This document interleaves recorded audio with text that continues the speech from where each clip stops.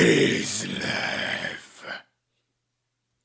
The Kingdom of Kislev, sometimes known as the Realm of the Ice Queen, is the most northerly human civilization within the old world. A powerful and war-driven nation that is known far and wide for having some of the greatest horsemen to ever roam the plains of the southern realms. From the World's Edge Mountains to the east and the Sea of Claws in the west, Kislev stands at the very frontiers of human civilization, a land covered in wide open steppes and thundering icy rivers, where lonely villages stand isolated in the empty wilderness, while mighty cities rise from the landscape like great islands of stone. The climate is harsh and unforgiving, and only the strongest, most determined people can survive here. The inhabitants of Kislev are these very same people, a race of wolf-tough and self-reliant warriors, valiant and determined in the defense of their homeland against the hated marauders of the uppermost north. Ruled by a mighty Tsar, Kislev is a nation born from the saddle, their people's ancestry being traced to the mighty horse warriors of the eastern steppes many millennia ago. Since the founding of this mighty kingdom, Kislev has been, since its very creation, under siege by the murderous hordes of chaos undivided. A kingdom that sits forever at the brink of total annihilation. Countless generations of Kislevites have fought, bled, and died in the snowy tundra of those harsh northern lands. And it is thanks to these brave Kislevite warriors that the kingdoms of men have managed to flourish in the south, huddled together in their warm and safe homes, whilst the sons of Kislev fight till they draw their last dying breath. Long ago, many Gospodar clans lived upon the endless steppe. Like today, it was a vast province and was lashed with the terrible energies of chaos. The Gospodars were beset by all manner of foul foes, and the demon gods offered surcease from these attacks if the Gospodars would but bow their head in worship. But the Gospodars were stubborn. From Milica Lukadoch Gmelin, an ice witch. Since before its founding, the people that would found and rule Kislev were the ancient clans of the Gospodar, a mighty nomadic people of the eastern steppes and the descendants of the Scythians of old. They lived, drank, loved, and died like their forefathers before them, living out their lives in relative peace upon the open steppes. All that changed the day chaos began to flow like water onto the cold, harsh lands of the uppermost north, and foul foes and numberless beasts of all kind began to stalk and kill off their people. The mighty Gospodars and their former brethren and neighbours, the Hung and Kurgans, fought on against the wills of the Chaos Gods, for no sane human being would willingly give up their souls to damnation. But such a foe could not be so easily stopped, and in time, one by one, their former neighbors were subdued and were enslaved into their worship. Though their brethren were mighty and fierce, they lacked the willpower of the Gospodars to fight on, and so the Gospodars kept on fighting, ever believing in the divinity of their gods, and requesting their aid against them. The greatest of their god, Ursen, god of bears and strength, aided his people in their time of need. But even his godly strength and will of arms proved insufficient, and slowly but surely the Gospodar's plight was desperate. Then a great spirit called the Ancient Widow, Kislev, or simply the land, whispered to a Gospodar shaman priestess.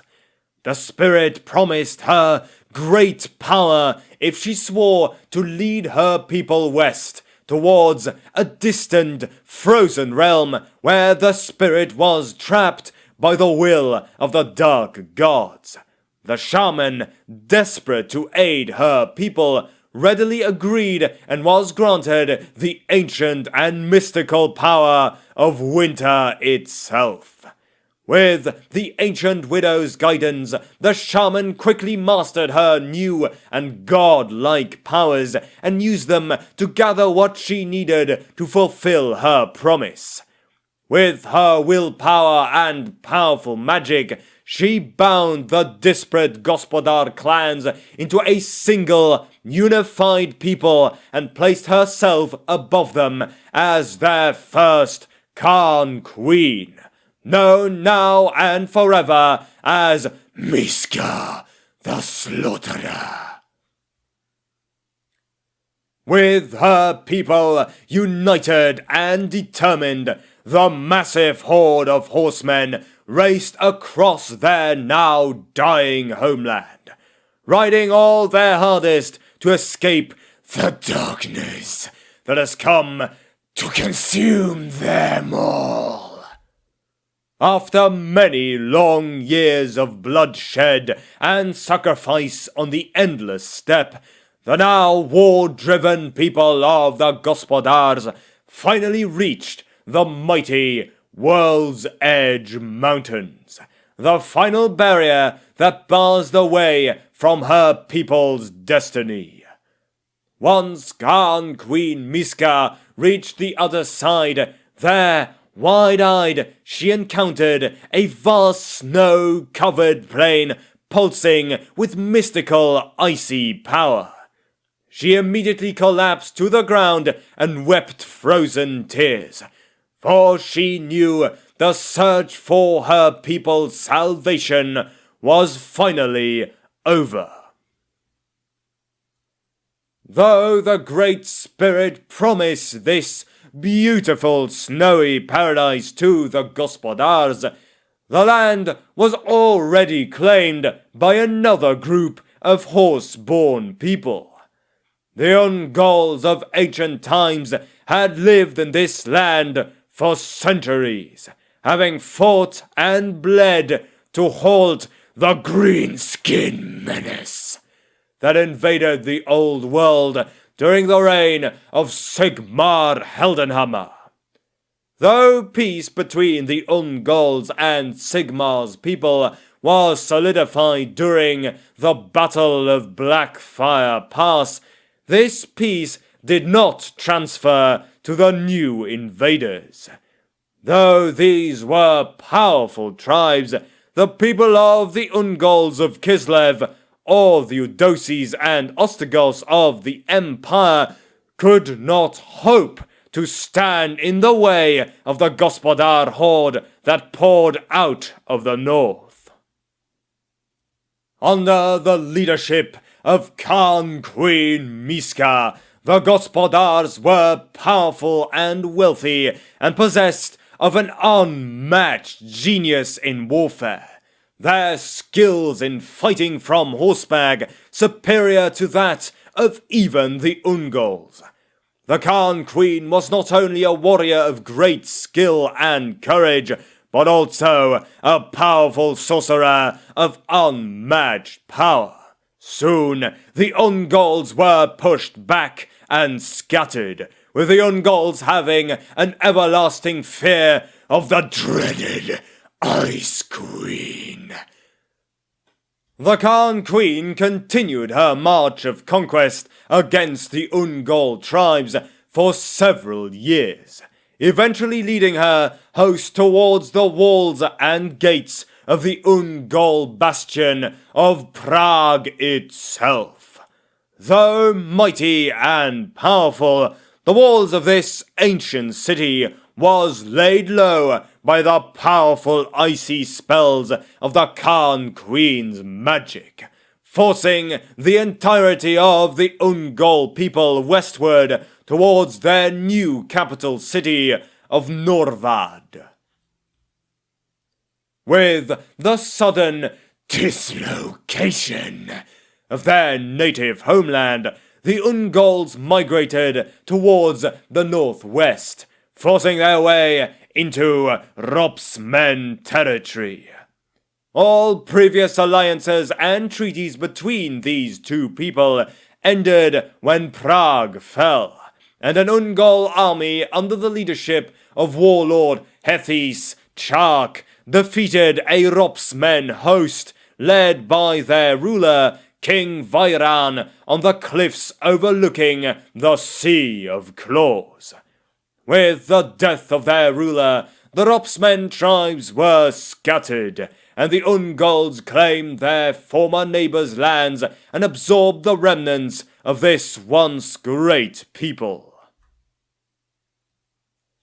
Not content to keep and cultivate the lands they have earned during their conquest, the Gospodar tribes began to further expand their territories westward until they came into conflict with the provinces of Ostland and Ostermark.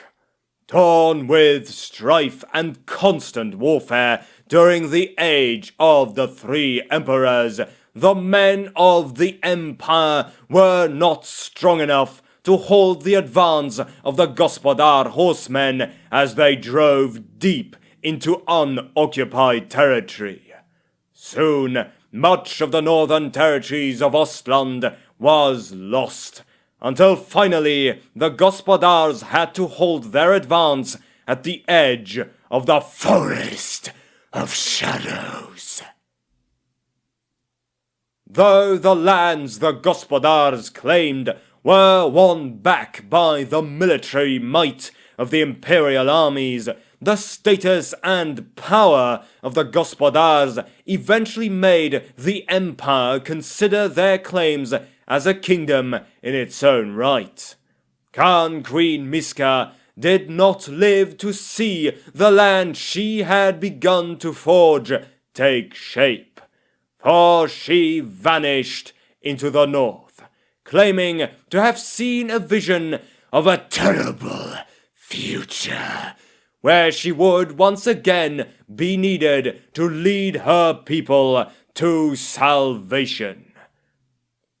Leaving her fearsome magical warblade, Fearfrost, to her daughter Shoika, Miska gathered her most trusted warriors and rode north, never to return. By the year of 1527 IC, the Gospodar tribes under the rulership of their new Khan Queen began construction of their great capital city, which they named Kislev, after the land and kingdom itself. With the city of her people in construction, Shoika removed her previous title as Khan Queen and accepted her new title as Tsar to indicate her new reign over the lands north of the Urskoy. Under the new rulership of Tsarina Shoika, the city that was to become Kislev was built, and the realm began to take shape into the nation it was today. Having inherited the title as the new Tsarina of Kislev, her first act as Tsarina was to march on towards Norvard, the last bastion of Ungol resistance against Gospodar dominance.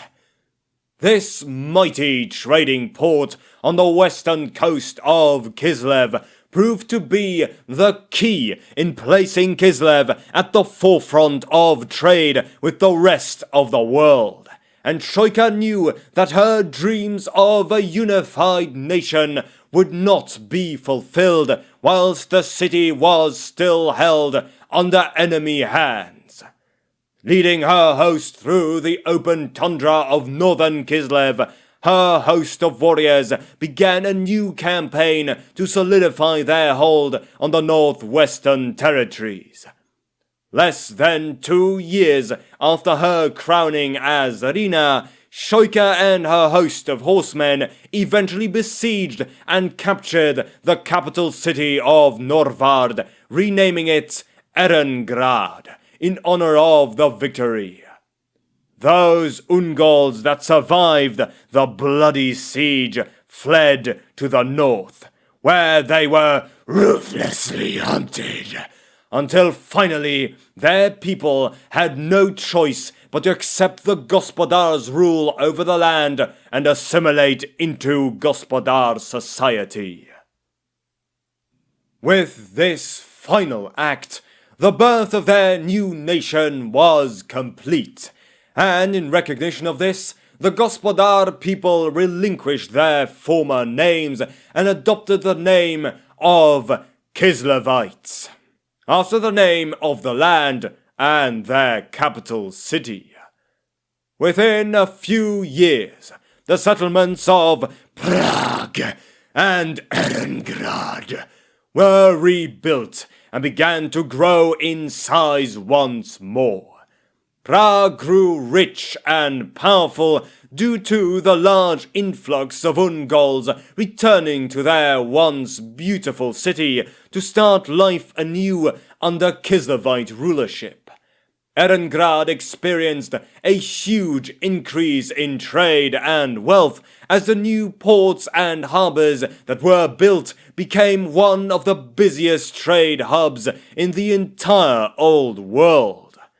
From here, the Kislevites were able to sail the Sea of Claws, trading and fighting with the Norse and the Imperials, as well as keeping the few remaining Ungol tribes that refused to submit to their rule in check. This time of great prosperity and happiness lasted for nearly 750 years, and over time the people of the Gospodars and Ungol bloodline intermingled, creating the society that many would view now as modern-day Kislev. Though the Ungols and Gospodars now live in tranquil harmony, there is still a large division made between them that has shaped the way Kislev is structured. The ruling elite from whom the Tsar and Tsarinas hail are unsurprisingly all of Gospodar heritage, though the influence of their language and beliefs is more evident in the fertile south. Further north, however, where the lands become more barren and the horse tribes still hold sway, there has been a resurgence in the old ways of life before the coming of the Gospodars. In fact, Prague has been reclaimed in large part by the old Ungol nobility and, in many ways, is a separate power unto itself in the far north. To be continued.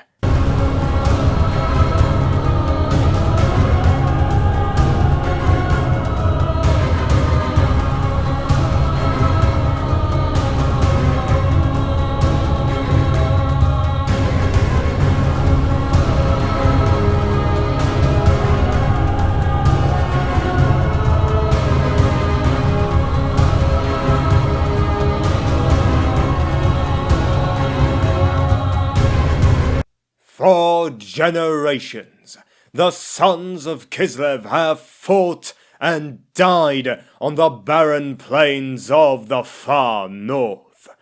Chaos raids against the south are common in a land so close to the chaos waste, and this endless stream of warfare has only made the people of this land hardier than those of the weaker south. After years of constant conflict with the northern marauders, the Tsar or Tsarina have ordered the establishment of several forts occupying the southern end of High Pass and Black Blood Pass, usually garrisoned by several hundred men under the leadership of a March Boyar to watch for any sign of an upcoming invasion.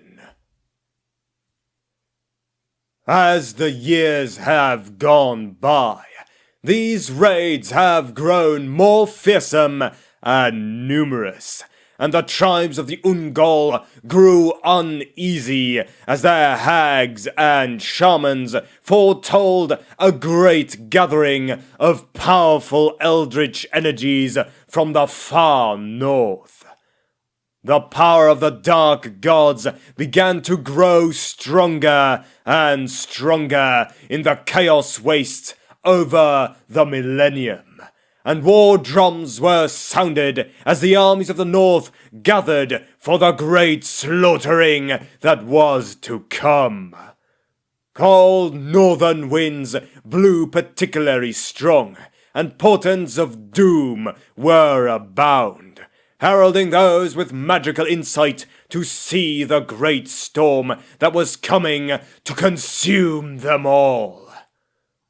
On the winter of 2301 IC, a powerful Kurgan chieftain, Asavar Kul of the Kul tribe, led a massive invasion force of chaos warriors towards the very heart of Kislev itself, heeding the calls of the Dark God with his new title as the Ever-Chosen.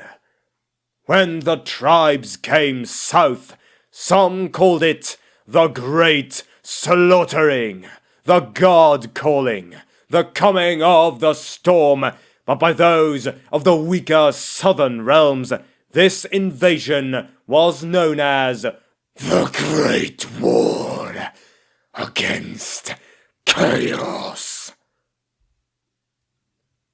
In response to this, a force of Kislevite and Imperial soldiers was mustered and faced the oncoming hordes just north of the city of Prague, between the towns of Murmograd and Chazask.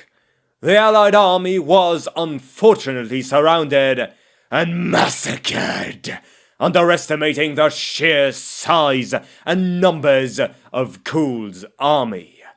Advancing at the western foothills of the World's Edge Mountains, the Chaos Horde had also managed to subsequently destroy a contingent of Kislevites defending the last operational bridge on the river Linsk, and Kul's forces crossed the last barrier between it and the city of Prague. For much of the spring and summer of 2301 IC, the Chaos Army besieged the Ungol city of Prague, the so-called Bastion of the North. For months now, the Chaos armies under Kul had made daring assaults against the city's walls. But the sheer ferocity of the defenders' courage proved just as fearsome as the Northmen themselves. The city walls stood high and proud, and the city's defenders hurled back their attacks time and time again with desperate heroics and the use of their deadly skills of the bow. But it was not the sword or axe that proved the downfall of this great city, but one that the Kislevites thought was their greatest of weapons, In the winter of 2301 IC, starvation began to run wild in the streets of Prague. Unable to feed its numerous populace without the produce made by the now destroyed local farms.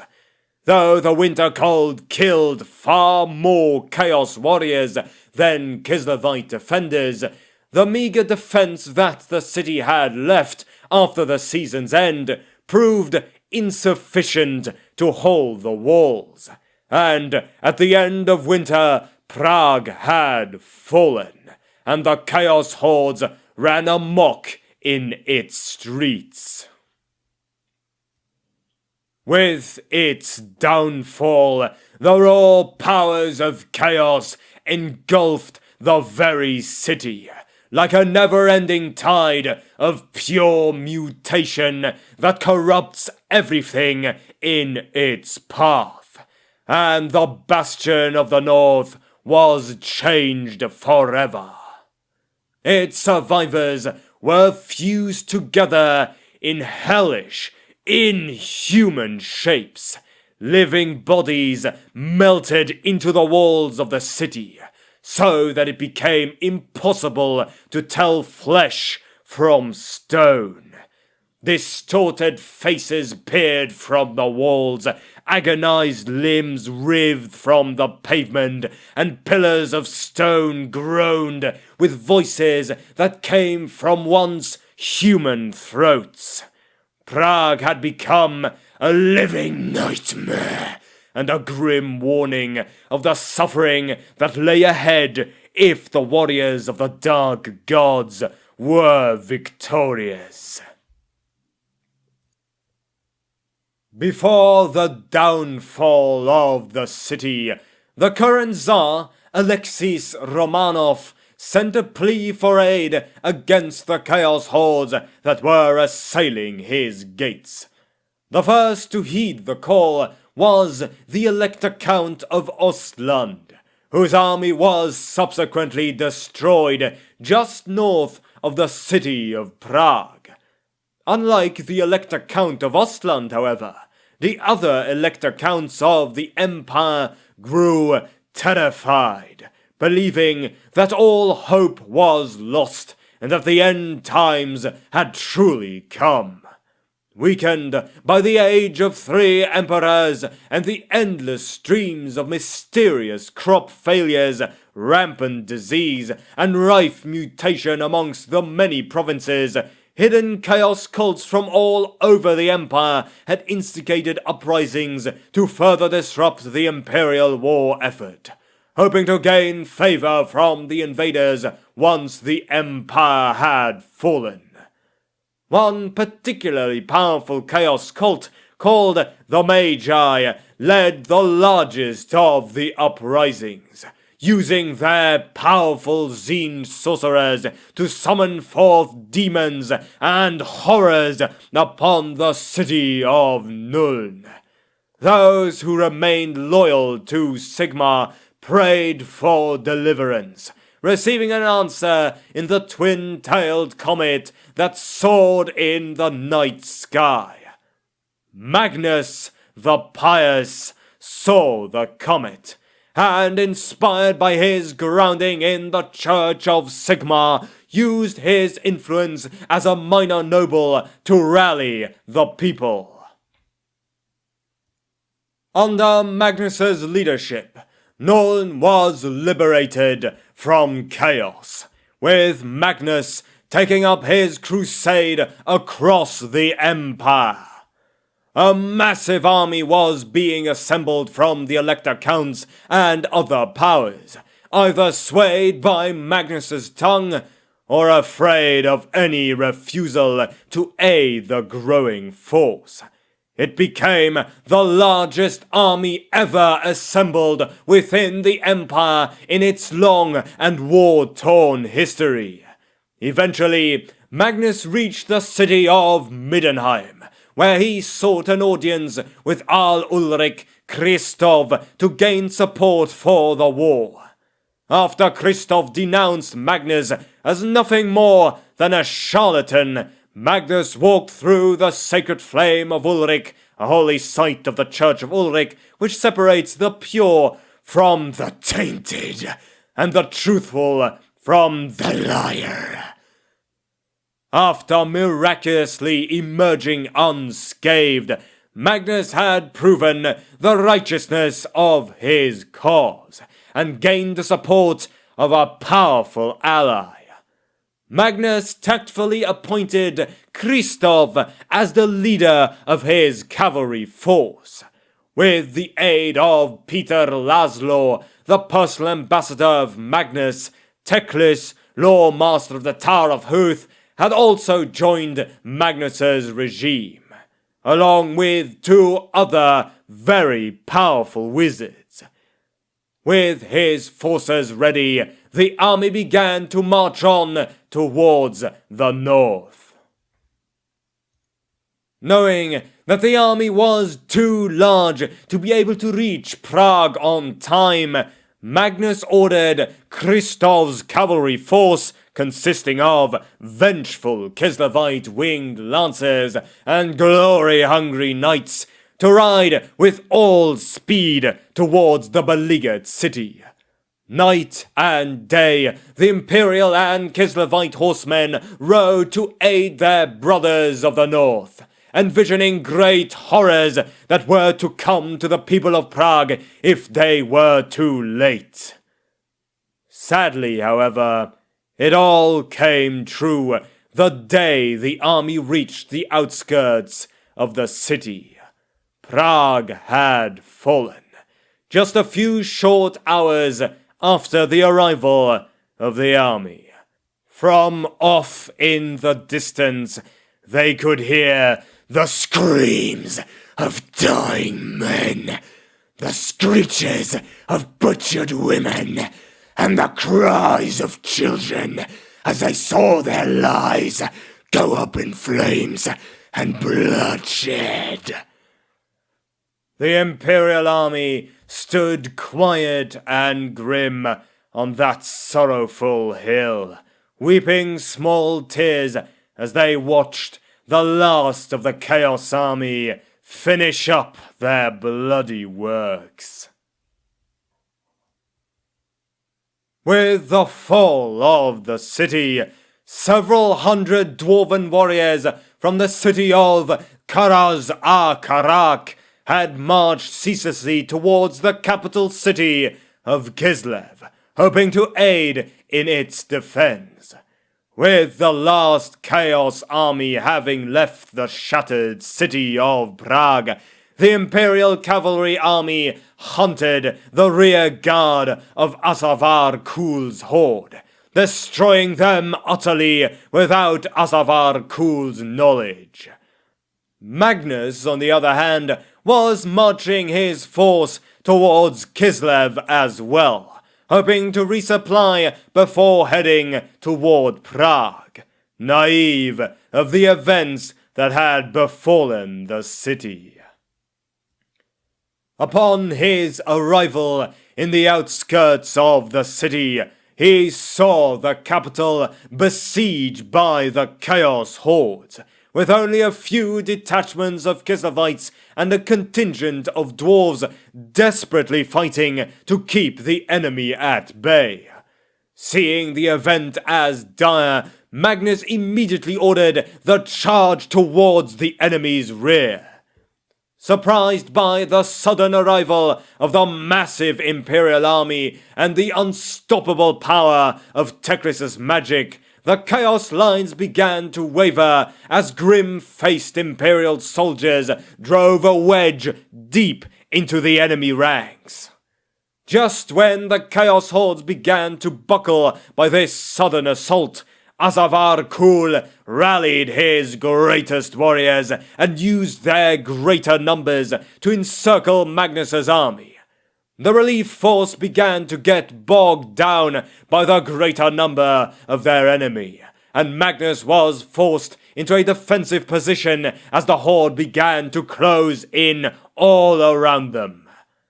On the city walls, the battle between the forces of chaos and the Imperial Relief Army was seen by the Kislevite defenders. 300 dwarves broke out of the city gates in an attempt to try and reach the Imperial Relief Force, but they were beaten back, only half of their numbers returning to the beleaguered Kislevite capital.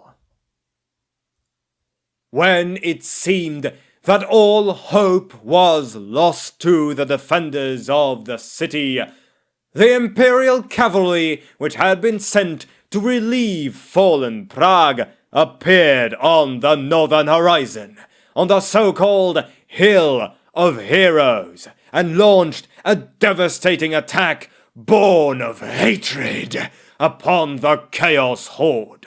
Watching the enemy suddenly broken by the appearance of the Imperial reinforcements, Magnus spurred his men on to one last Herculean effort to relieve the city.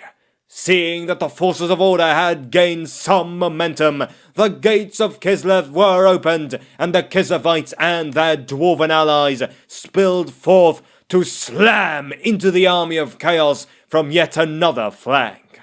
Caught between 3 separate offensives on every side, the Chaos Horde slowly disintegrated, and a mass rout soon ensued. The plains of the city grew thick with Northmen blood and bodies, as the Kislevites brought dire hatred upon those that had destroyed their beloved homeland. The remnants of the Horde fled back to the north, where they faced the dire punishments of their failures to their gods. The body of Kul was never found.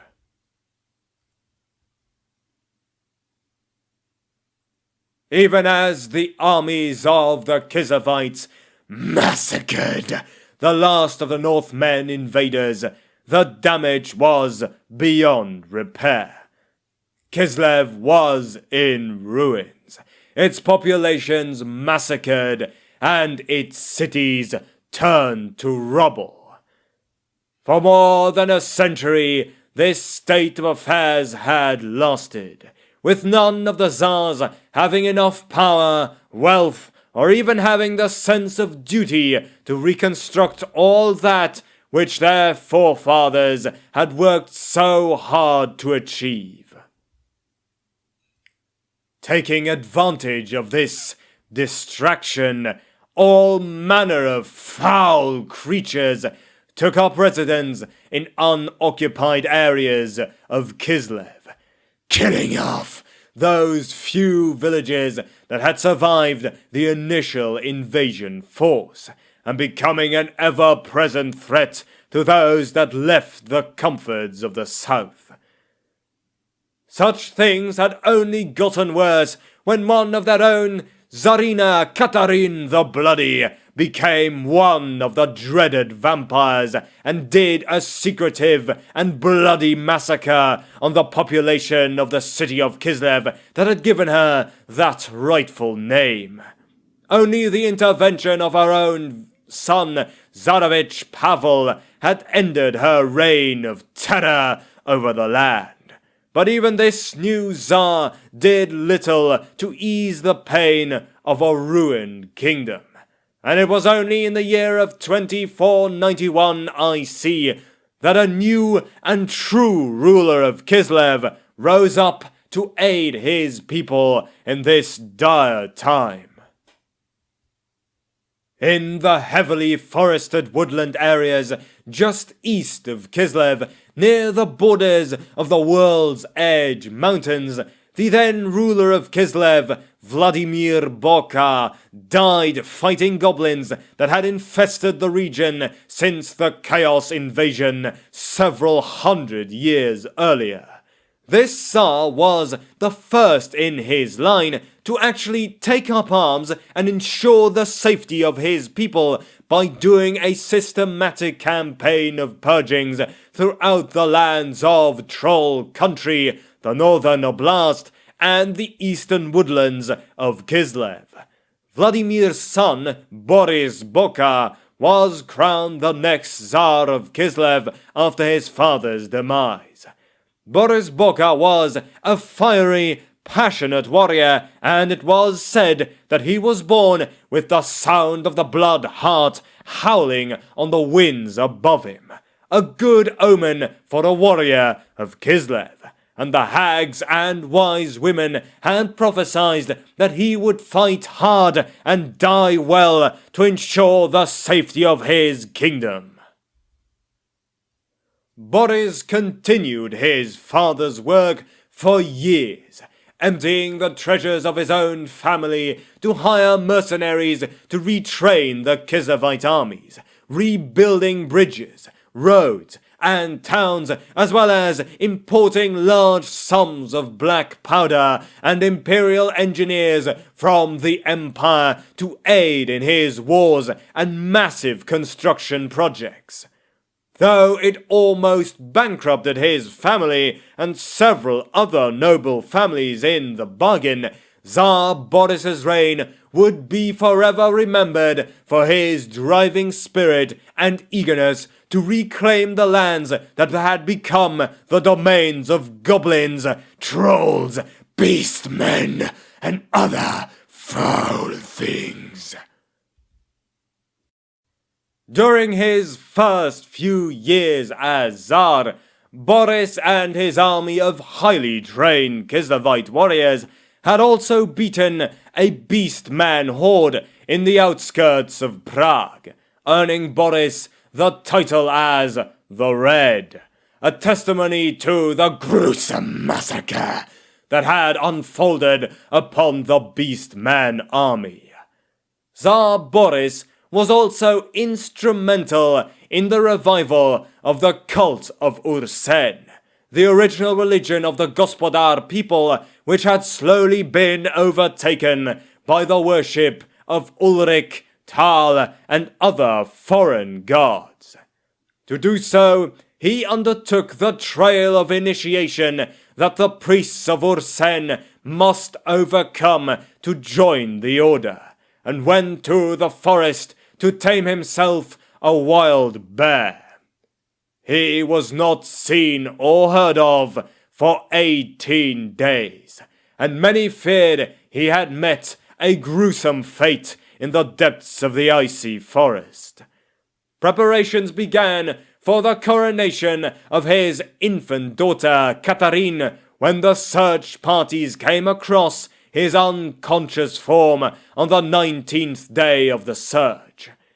His still body was guarded by a bear of monstrous proportions, and the beast would not let anyone near him.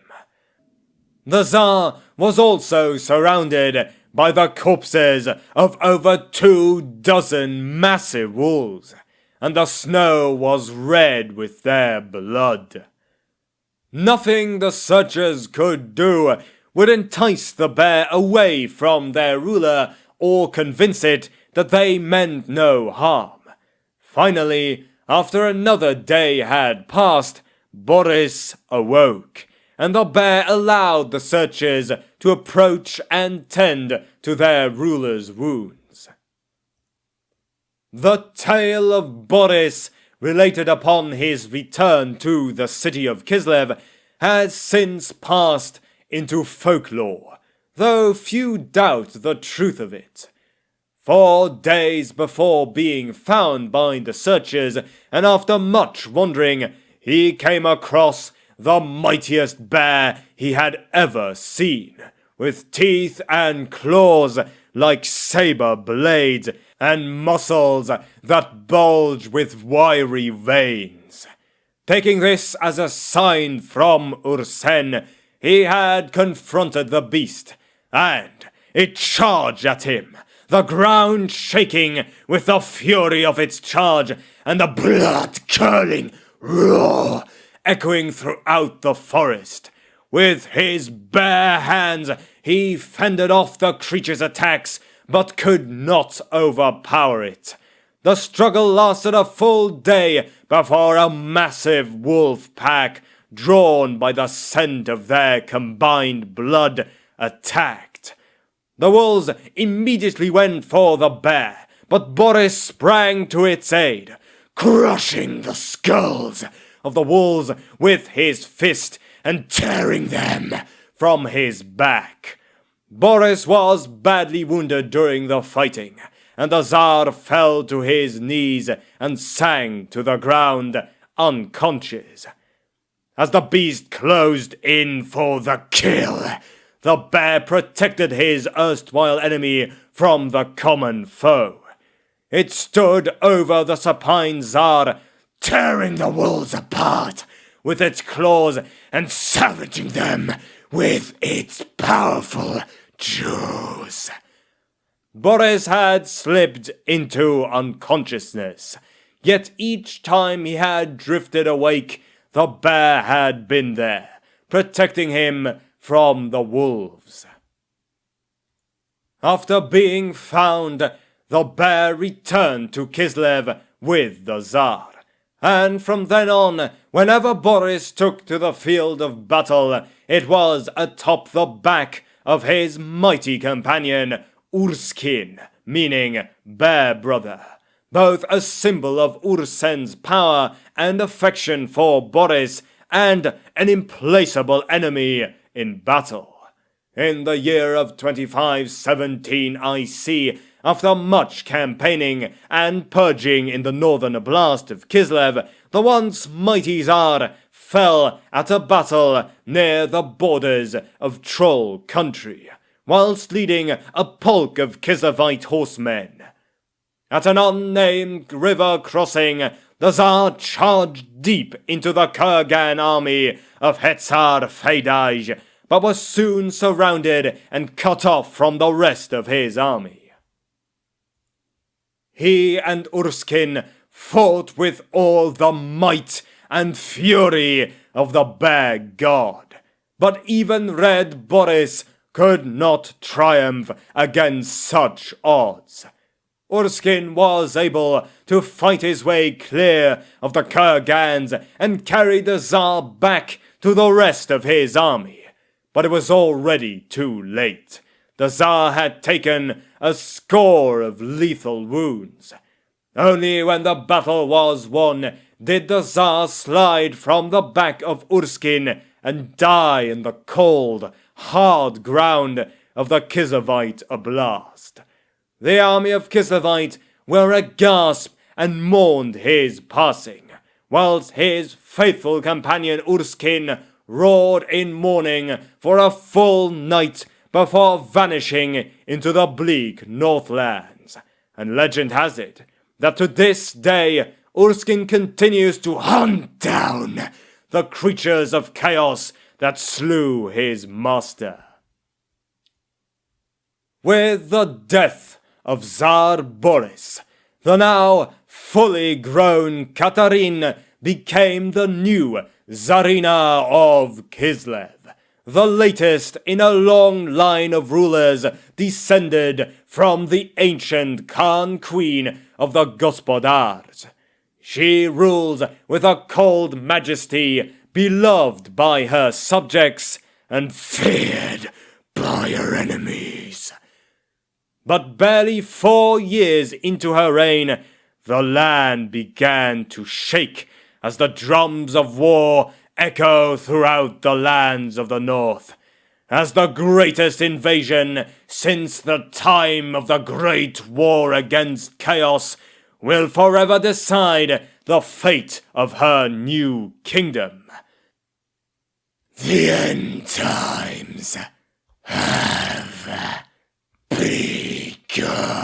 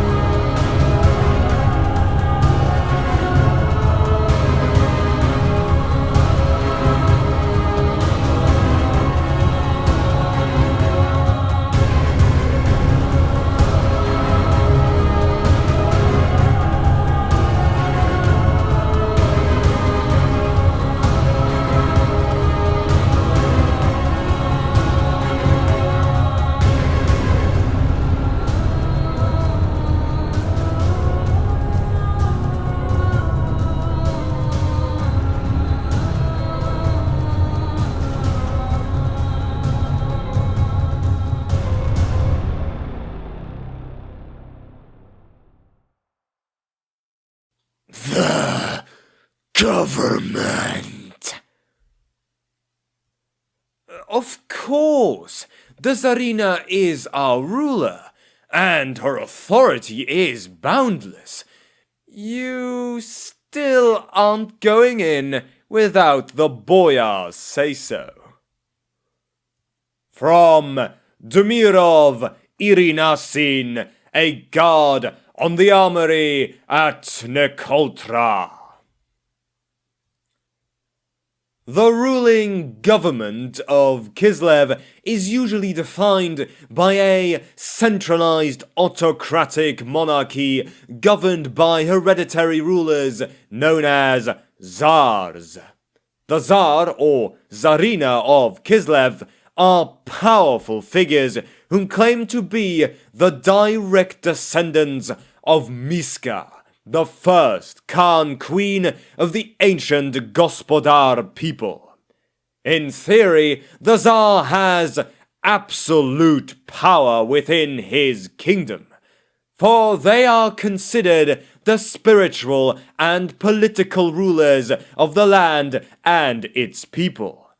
The Tsar has the power to issue his own edicts, create new laws, command vast armies, and gain the fealty of all subjects living within Kislevite lands. In reality, however, the people of Kislev are far more autonomous than even the icy resolve of Tsarina Katarin would wish. Kislev is a mostly empty country, with vast tracts of land separating what meager settlements that still remain untouched by warfare. Such distance makes governing near impossible, and as a result, these settlements have become highly independent from the ruling of the Tsars. The inhabitants of these towns and villages still recognize they are subjects of the Ice Queen, but they would be profoundly surprised to learn that the Tsar expects them to do whatever they demand. Instead, each settlement is governed on a local level, usually by an elder or village chief. Since the kingdom's very founding, it has been the sole responsibility of the Tsars to lead and defend their people against all forms of harm or invasion that would enter their homeland. As such, the issue of warfare is considered paramount within the political landscape of Kislevite government. The threat posed from the northern waste is considered real and imminent, and as such, all leaders are assessed in the terms of how well they can defend their people from outside threats. Often, this means that the peasants put up with new taxes rather than risk weakening their defenses. But it can also lead to the nobility withdrawing unpopular taxes, as discontent among the common folk makes for less effective warriors. This political climate ensures a mutual dependence of cooperation between various feuding nobles. The Frozen Court. The heart of Kislev is here, a heart of ice, holding us firm in the face of great threats. From Boroda Natalyasin, a burgher of Kislev. The heart of Kislevite government lies within the Tsarina's enchanted palace of ice, located within the very heart of the city of Kislev. Its walls, ceilings, and floors are constructed of magically fashioned and maintained blocks of ice, formed by the powers of Katarin herself. It is from here that the Ice Queen governs her realm through her agents and generals rather than at the front like her predecessors.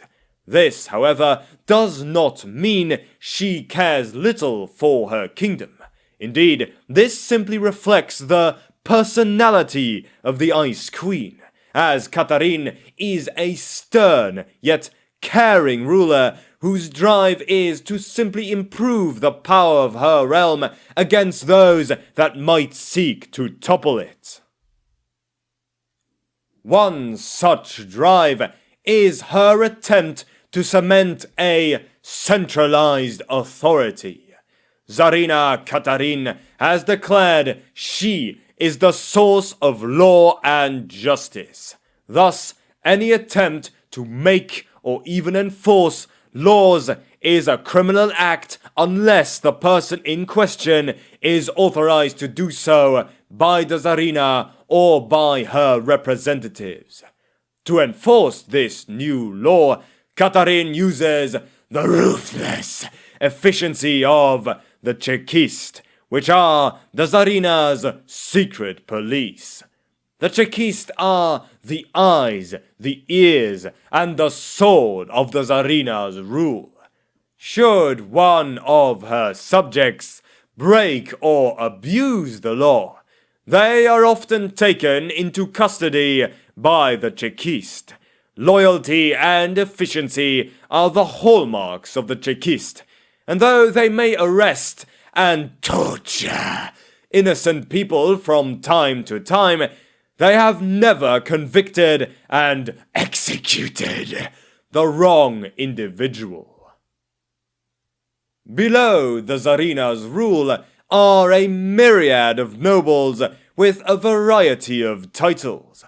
However, these nobles with real, actual power and significance within Kislev are divided between two titles. The Druzhina are the lowest rank within Kislevite nobility, a title that is generally given to the leaders or village chiefs of a Kislevite settlement.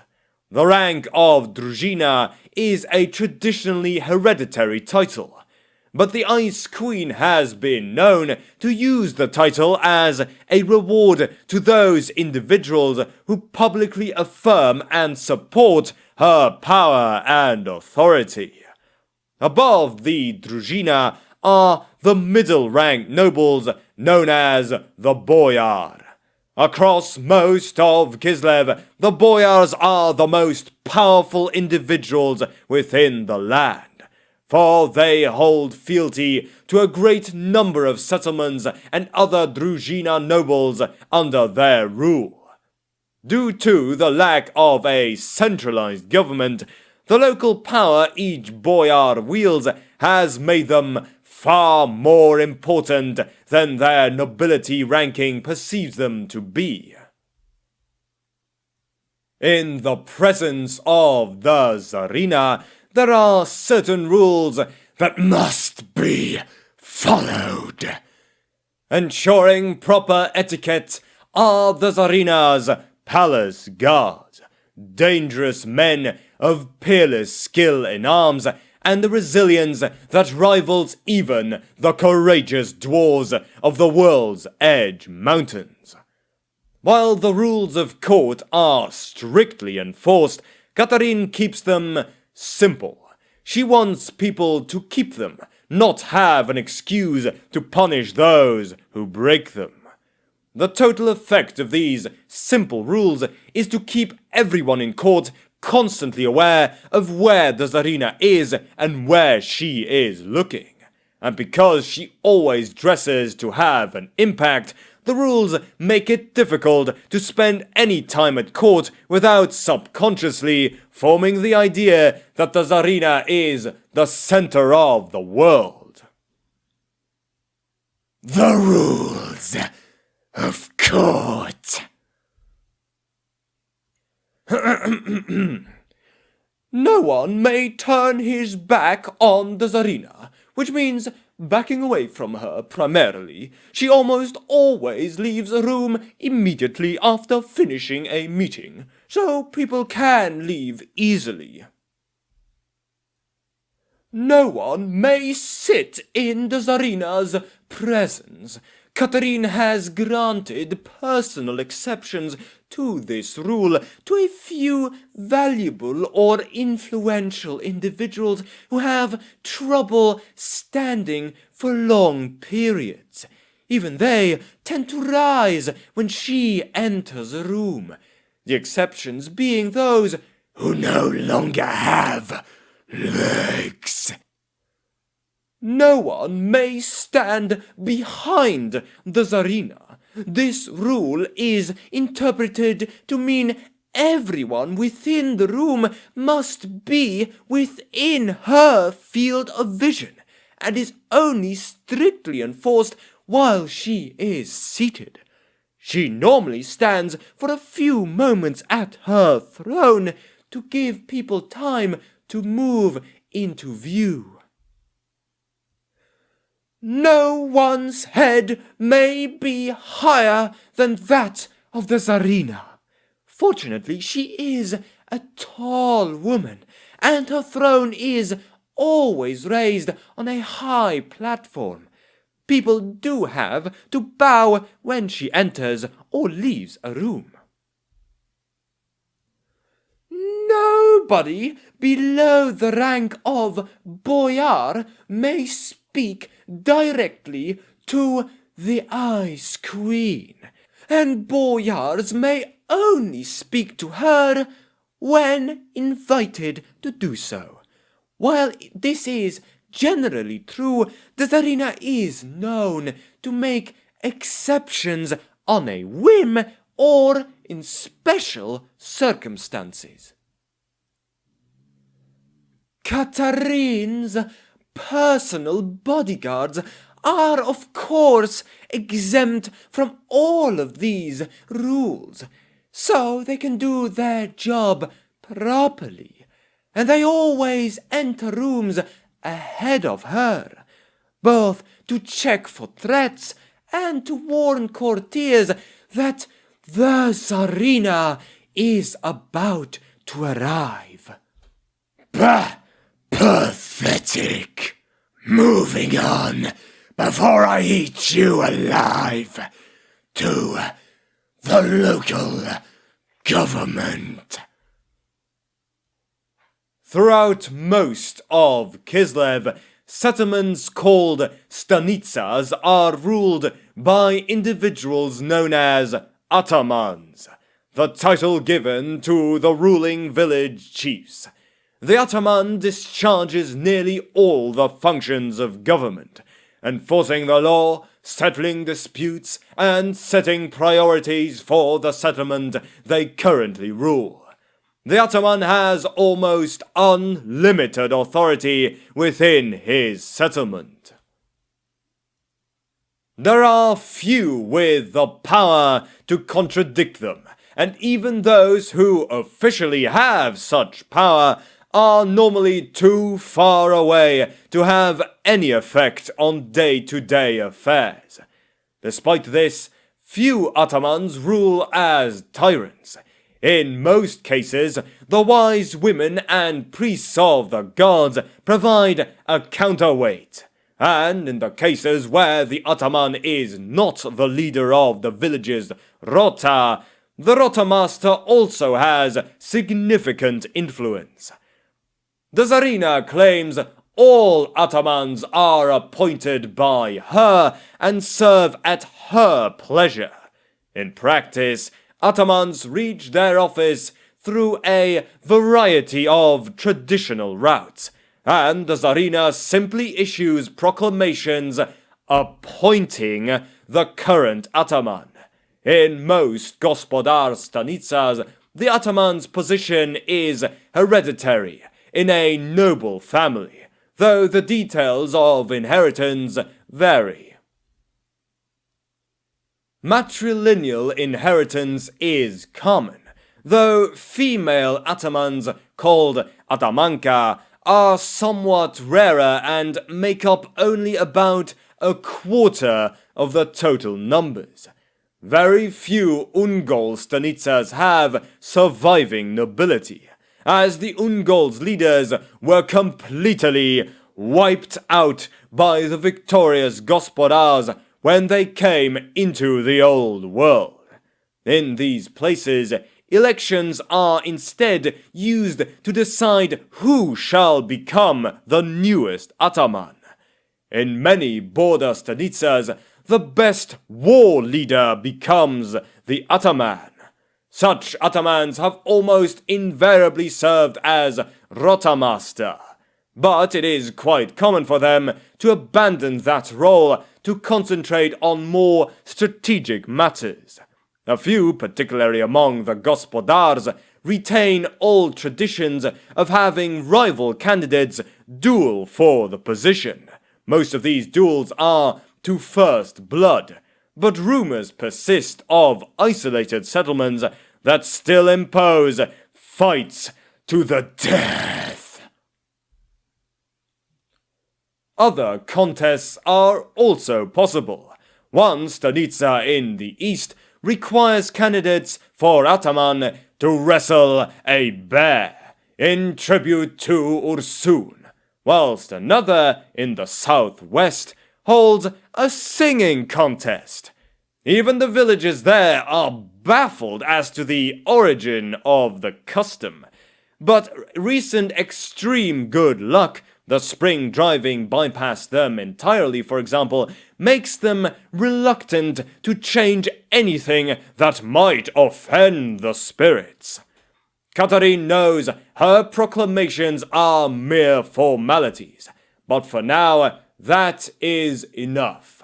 Once people come to accept the formality as necessary for someone to become an ataman, she will have the power to genuinely control appointments. The end.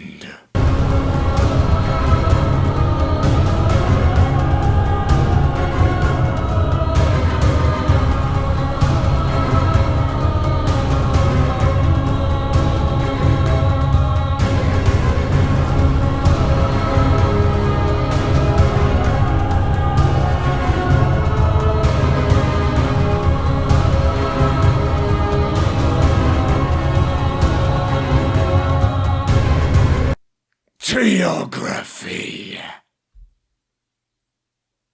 Through blood runs power of land. If concentrate, can feel ancient widow in every beat of art, in every breath. Kislev is land. Land is Kislev. We are Kislev.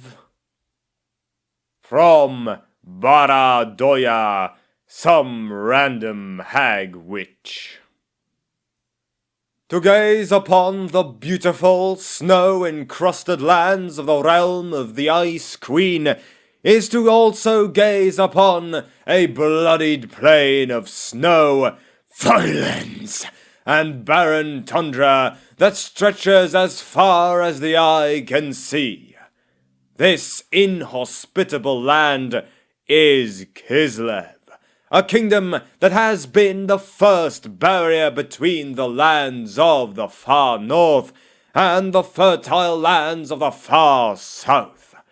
To live in this land is to know bloodshed and misery without end, a land that only breeds the most hardiest of warriors to combat the threats that are constantly posed against the world.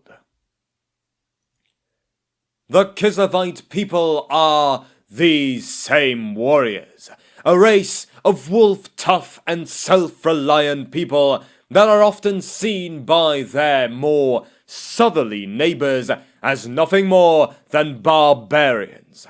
But such lack of foresight into the minds of a Kislevite is ill-founded, as due to living at the very borders of madness and corruption.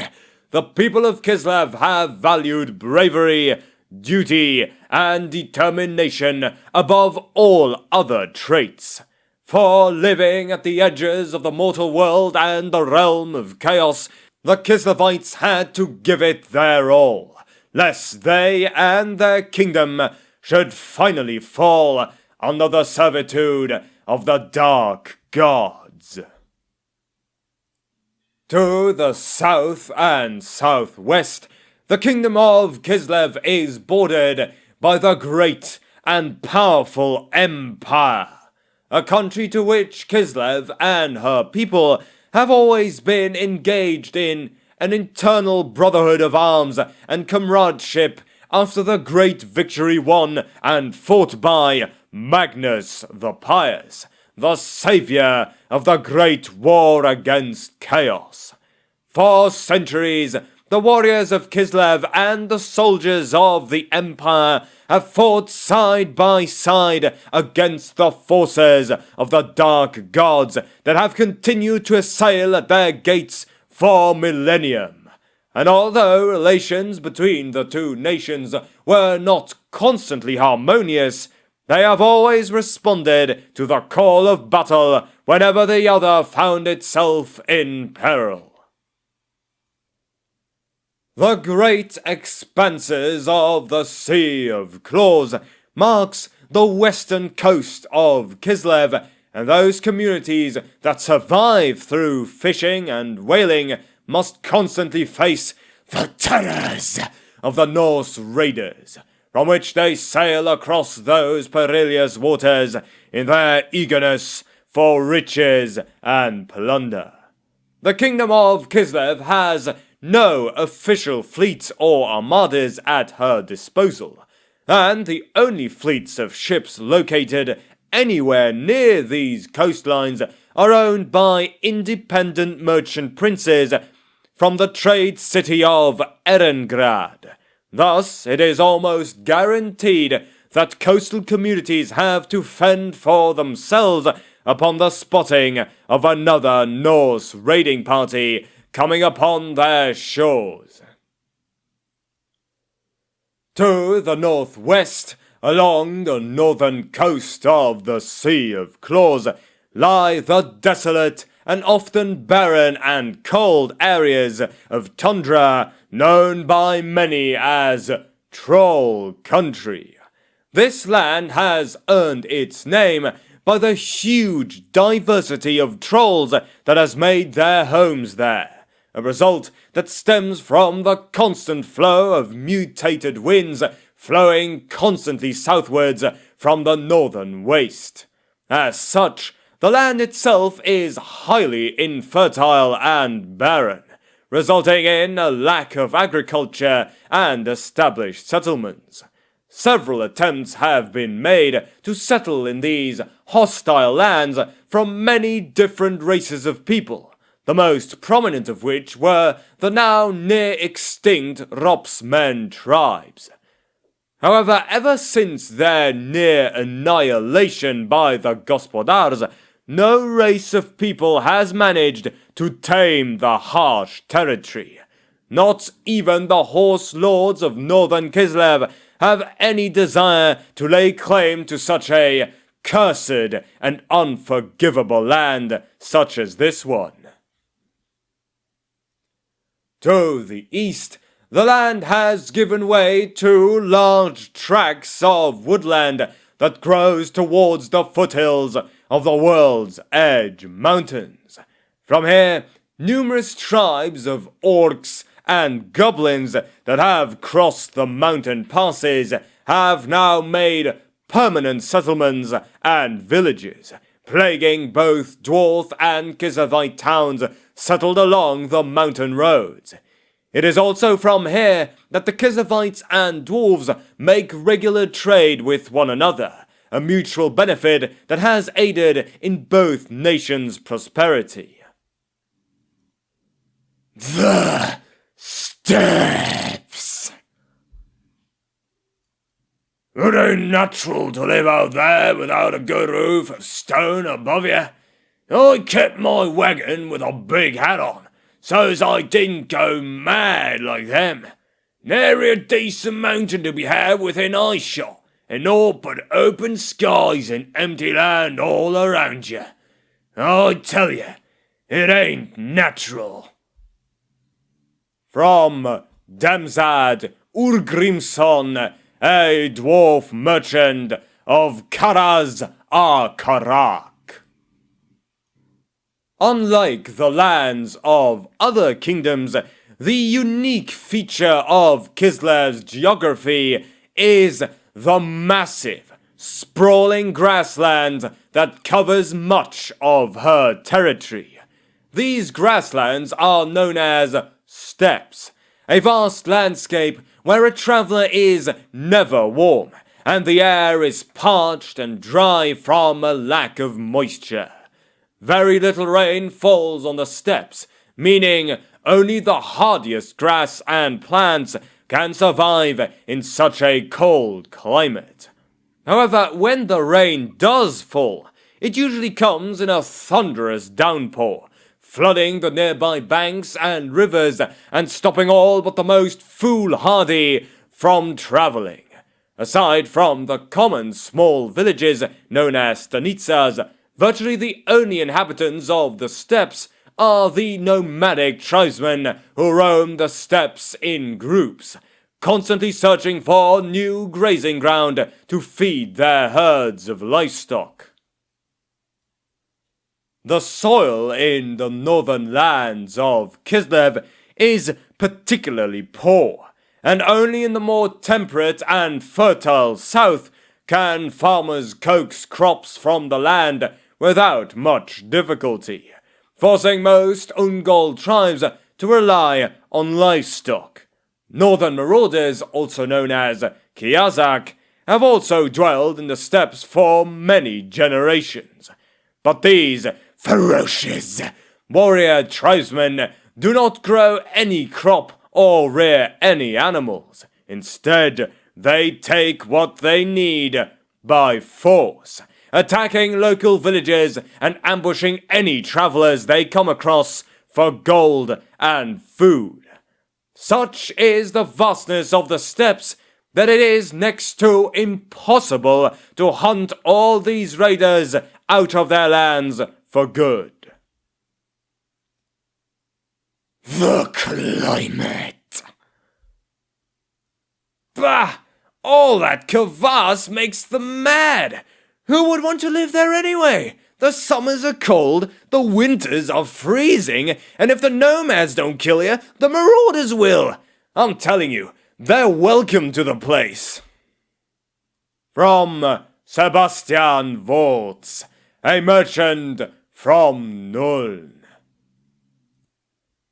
Kislevite's climate varies enormously, ranging from long, dark winters to warm, balmy summers when the long grasses can catch fire.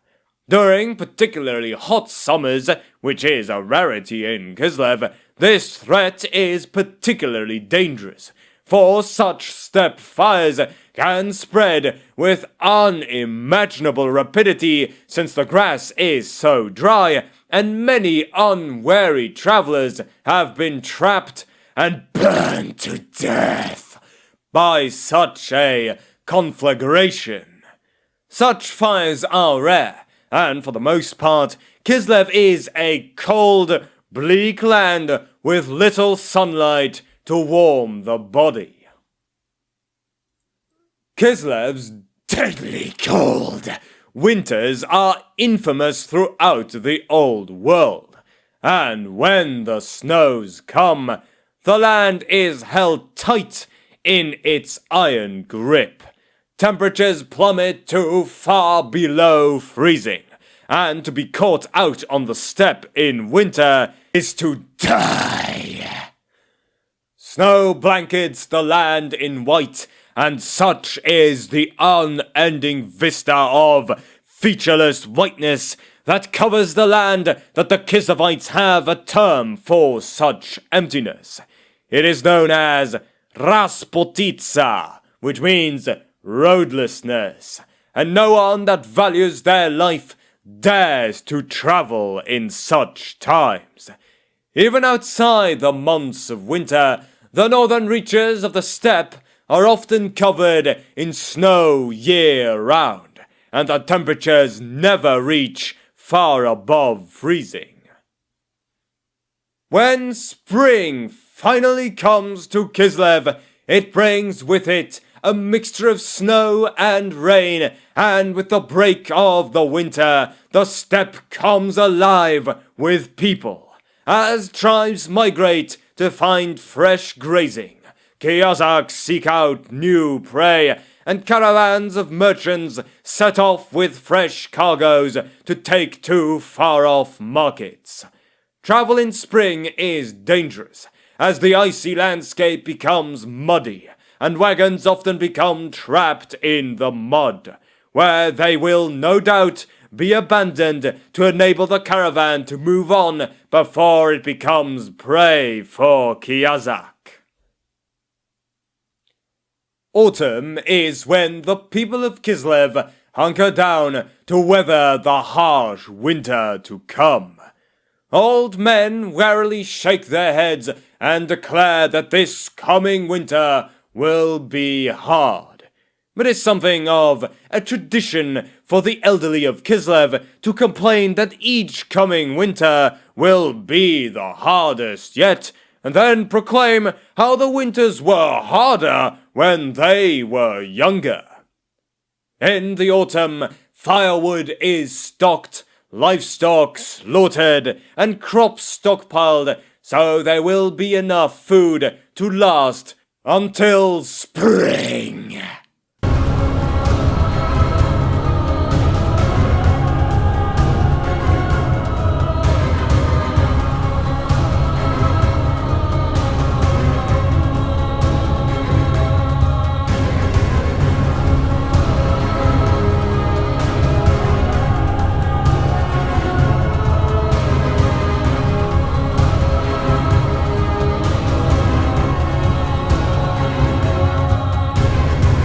Religion.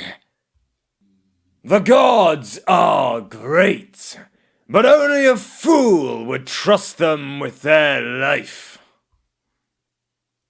From Borea the Bear Finder, a priest of Ursun. Kislev is a land of many religions as well as local superstitions, having an ancestry dating back to the marauder tribes of the north, such as the Dolgans and Kazakhs. Much of Kislevite religion revolves around the worship of foreign gods that had originated in the eastern steppes, but were brought to Kislev by the arrival of different human tribes. Within Kislevite religion, there are a variety of foreign and local gods that the Kislevites worship, but perhaps the three most common and most well-known are the worships of Ursun, Daj, and Tor. Ursun is the most revered god of Kislev, for he is considered Kislev's principal war god and the primary god of the ancient Gospodars when they still lived in their original homeland within the eastern steppes. Daj is perhaps the most structured and civilized of the pantheon, who usually represents the comforts of fire and hearth. Tor is the least well-known of the gods, as his worship is mostly associated to the elements of nature, such as lightning and thunder, rather than a god proper. Although most of Kislev's theological concerns center on these three gods, the gods of the empire are often welcomed in the communities of this frozen land by means of trade or religious contact. One such example is the worship of Tal and Ulrich, The border between the Empire and Kislev is ill-defined, and equally so is the divide between their cultures. Although Ulrich and Taal were the gods of the southern tribes, their faith has spread to the north, and their attitudes and domains are a natural fit with the dour Kislevites. Although they are not as popular as Ursun or Tor, these cults are significant in Kislevite culture and politics. The Wise Women. The tribes of Kislev are a superstitious folk, and those that ministrate such superstition within a settlement are known by the Ungol tribes collectively as the Wise Women. These Wise Women are an ancient tradition of magicians that still survive among the Ungol tribes, and their influence extends even to the Gospodars.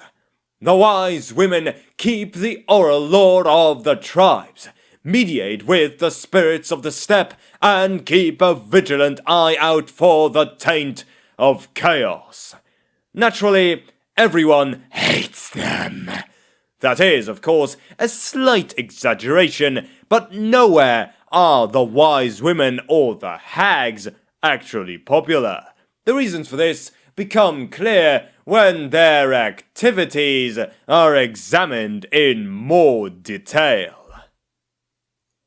Wise women are primarily called wise because they know much of the history of the Ungol tribes and of their dealings with the creatures of the steppes.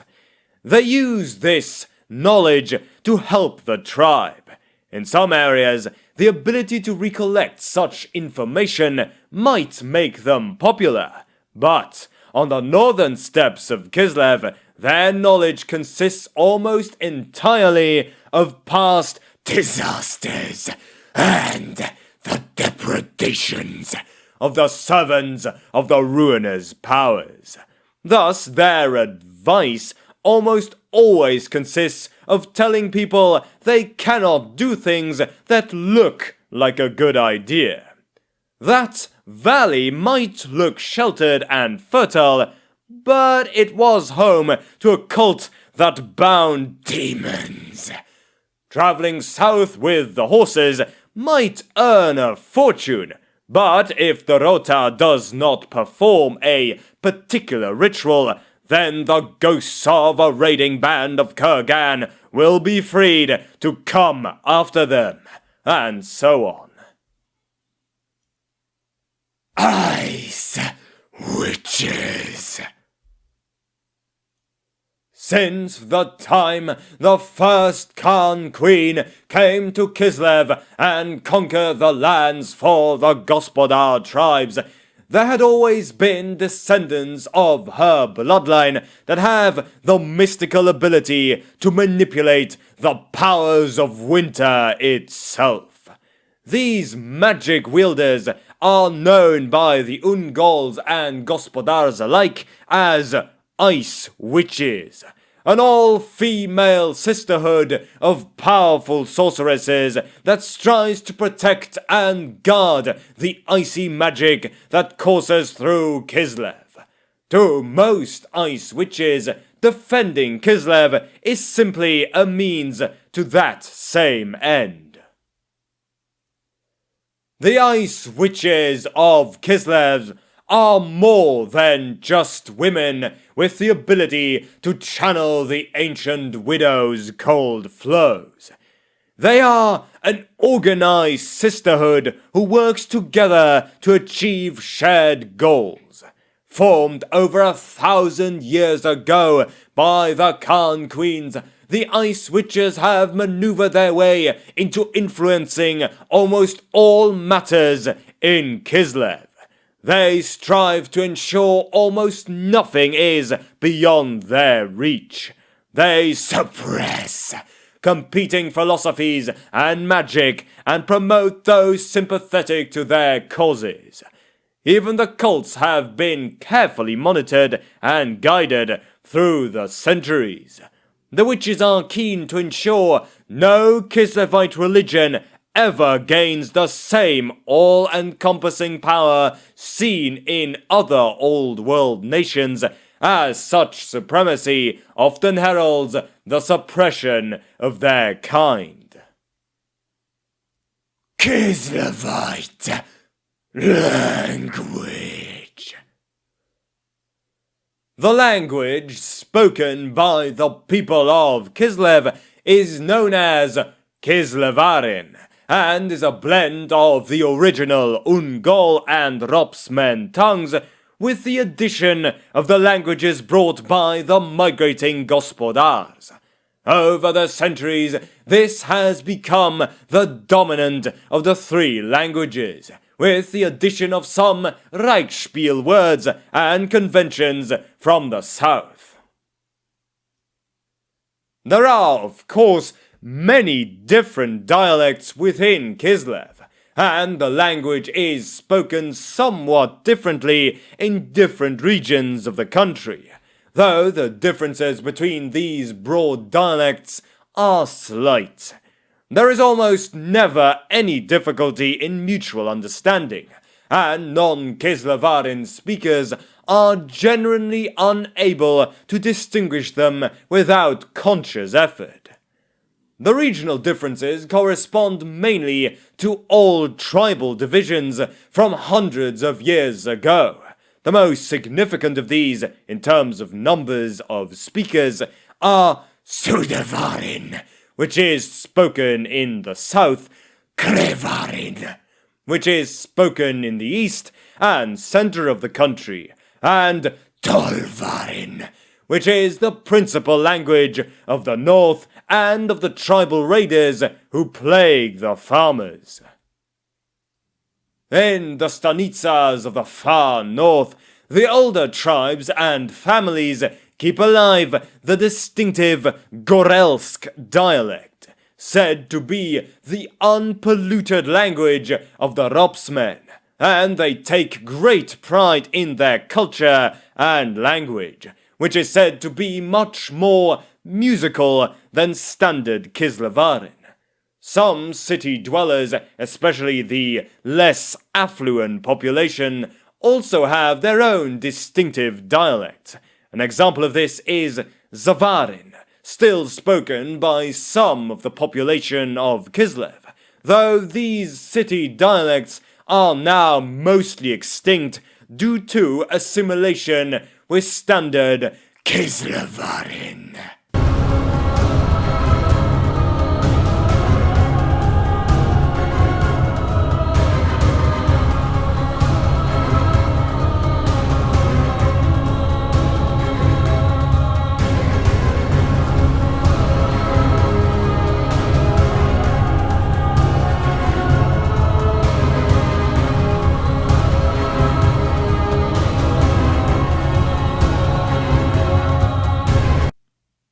Society. When I traveled into that cold land, I expected the Kislevites to be dour and miserable. Lady knows, I arrived after a month of snow, but everywhere I traveled, I encountered life and humor. Dark humor, it has to be said. But what else could flourish in a country so wracked with woe as Kislev? From Florian Barthold, a Bretonnian gilder. Kislev is a country forged from various warring invaders who finally settled alongside each other. The bulk of the nation's population is mostly made up of two tribal people, the Ungols of the north and the Gospodars of the south, while the remaining population consists of the Norse and the last remnants of the Ropsmen people. Tribes such as the Dolgan have migrated from the eastern steppes and made their new homes in Kislev's northern borders, while many of the people that inhabit the south display many traits of the empire, as it is common for people in this region to interact and mingle the bloodlines. In fact, Kislev is almost two nations in one. On the one hand, there are the more civilized peoples of the south and the cities, where the lands are relatively fertile, and in the north, particularly north of the river Linsk, there are wild nomadic tribes. During the time of Sigmar, the harsh lands northeast of the river Urskoye were populated by the Ungol tribes, who also dominated the smaller tribes of the Ropsmen who lived in what is now Troll country. Sharing many traits with the Kurgan steppe nomads to the east, the Ungols were a scattered people consisting of nomadic horse-riding tribesmen. Sigmar's influence did not stretch this far north, and they remained independent yet in friendly terms from the confederation of tribes founded by Sigmar. From the eastern steppes, and of particular importance, was the arrival of the powerful and wealthy Gospodars. Torn with strife, the empire was in no position to contest these lands, and the superior arms and tactics of the Gospodars drove the Ungols to the west and north, who in turn absorbed the Ropsmen completely. Over the following century, the power of the Gospodars grew, and the city of Kislev was founded. The settlement of Prague grew in size as the Gospodars used the Linsk to launch incursions into Ungol territory, eventually forcing the Ungols to accept Gospodar rule, who are now beginning to be called Kislevites after their capital city. By this time, the former Ungol city of Erengrad had grown into a busy port ruled by the new Kislevites, and from here the Kislevites were able to sail the Sea of Claws, trading and fighting with the Norse and on occasion the Empire, as well as keeping the Ungols in check. This state of affairs had existed for over 750 years, and by this time Gospodar and Ungol society had blended over the centuries, to a greater or lesser extent, into the nation of Kislev today. The ruling elite from whom the Tsars and Tsarinas hail are of Gospodar heritage. The influence of the Gospodar language and beliefs is more evident in the south, particularly in the cities of Kislev and Erengrad, while further north the land becomes more barren and the horse tribes still hold sway. In fact, Prague has been reclaimed in a large part by the old Ungol nobility, and in many ways is a separate power in the north. Though there still is much bad blood between the two people, they are nevertheless united under their hatred of the marauders that prey on them from the far north. This has also led to a blending of culture and customs. Ungol Law. In some areas of Kislev, generally remote parts of the oblast, Ungol Law still applies. Tsar Boris made this concession, which won him the support of a large number of Ungol warriors, but Katarine would like to undo it. She would prefer Gospodar Law, with her at the head, to apply everywhere. However, she has to respect the edicts of her father, and so she works within Ungol Law in those areas. The inhabitants of any place can petition for their home to be transferred to Gospodar Law, and Katarin grants any such petition that has substantial support.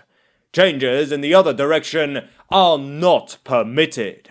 Ungol Law is not written down anywhere authoritative. Rather, it is remembered by the judges and the wise women and applied according to common sense. It is unwise to argue the details of the definition of a crime in an Ungol Court.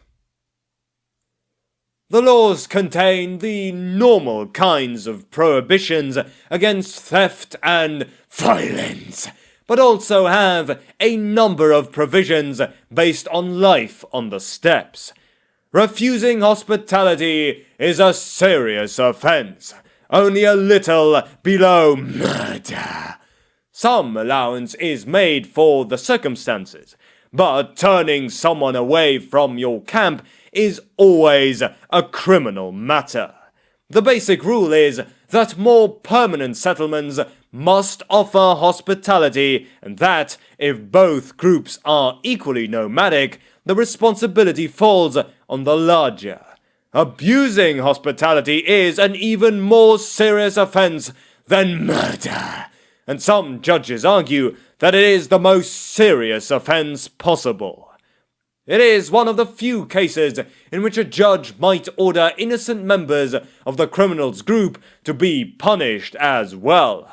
However, the most important mark of gravity is that the Ungol put a lot of effort into finding and punishing those who commit this crime, in some cases spending years on the hunt.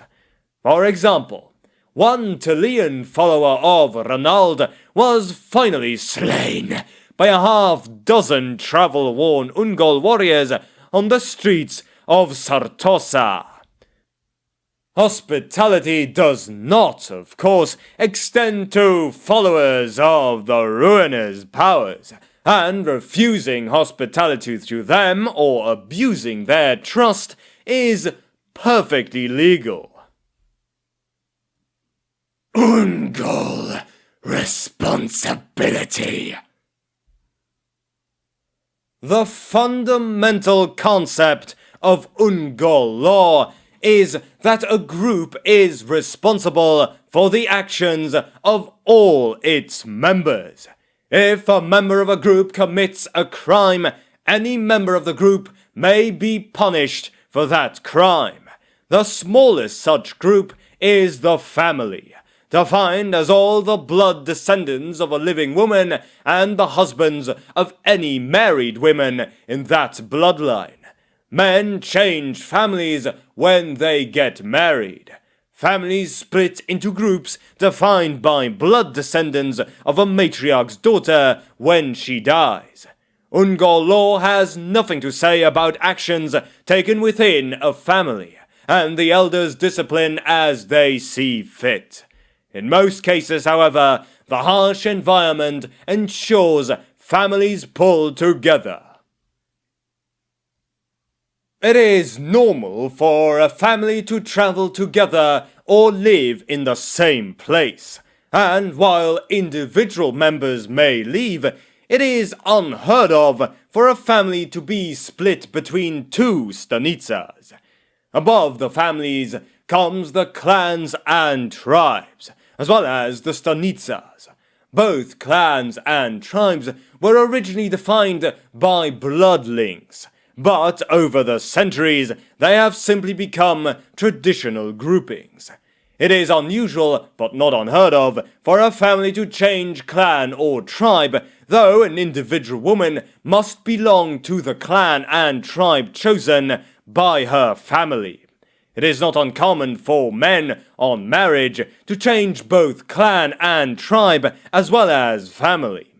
Stanitsas are places of residence, typically villages, and often host a number of families and even different clans or tribes.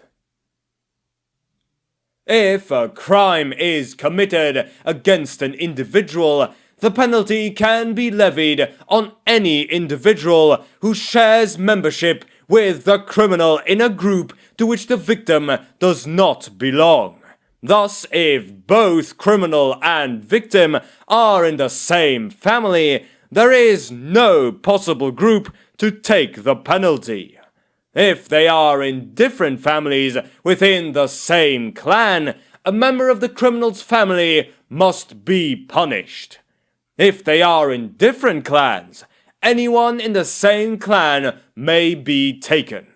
The law states that the actual criminal is the preferred target of punishment, and the judge grants the criminal's group a period of time to produce the malefactor for punishment. This deadline is normally at least a week, occasionally as long as a year. The length depends in large part on how important the criminal's group is. Gospodars are, for the purposes of Ungol Law, considered to be one entire family. Sounds fair. That means any crime committed by a Gospodar against an Ungol may be avenged on any other Gospodar. This part of Ungol Law is something Katarin thoroughly dislikes. No shit. In response, she has established a group of Gospodars who track down the real criminals and take the punishment if they fail. These stelniks, as they are called, are often convicted criminals given a chance to work off their penalty. They often follow the bounty hunter career. Kislevites are considered to be a single group, and all foreigners are treated as a single family.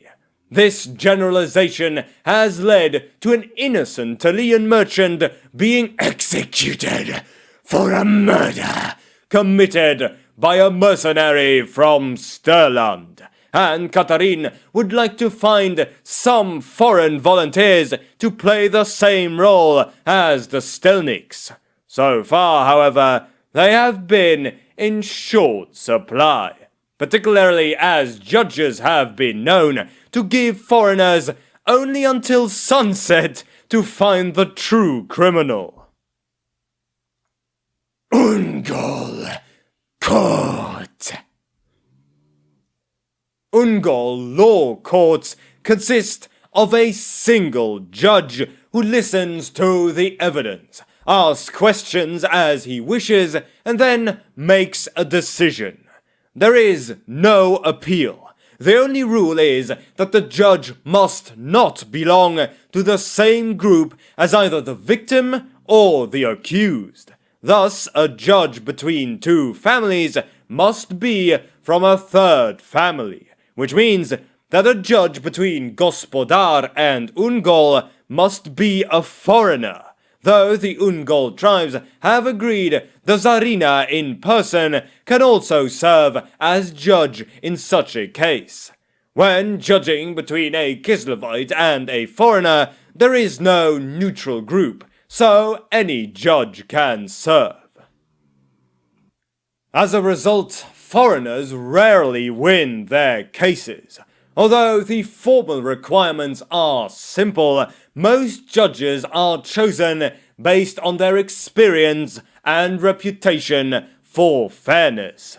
In principle, the two parties to a case can choose anyone qualified whom they agree on, and in the past, things worked that way. Now, the Tsarina requires any judge have her approval. So groups choose judges in advance and send the names to the court in Kislev for official recognition. Such methods are often unwieldy and take up far too much of the Tsarina's time. So she delegates the minor appointments to her representatives, usually ice witches. Most judges are elected, though some areas have different customs, such as always appointing the oldest living man or someone who was crippled, fighting against raiders from the north. In almost every case, the ataman of a stanitsa is also a judge, though he is never the only judge present. Foreign judges are chosen based on their actions, and their names are sent to Kislev in the normal way. Witch hunters from the Empire are chosen quite frequently, as they often impress the Ungols with their commitment to hunting down foul cultists. They also have no objection to handing out harsh sentences and are willing to travel the oblast to reach the cases. Katarin has recently refused an application to appoint a particular witch hunter as a judge, and he proved to be a secret cultist of the Plague Lord, so this has strengthened her hand somewhat. The judge decides what evidence to hear, and the verdict is at his sole discretion, as is the penalty. For the most part, this process works well enough and provides something close to justice quickly enough to allow life to continue on the unforgiving steps. If a judge becomes corrupt, or worse, seduced by the ruiner's powers, it can be disastrous. Ungol Punishment. The Ungol do not use fines as punishments, though they may require compensation to be paid to the victims. Similarly, they do not use imprisonment as a punishment, but criminals may be held while they await trial. Suspects are normally held by their own family, rather than by their accusers, in order to ensure the right person suffers if the decision goes against them.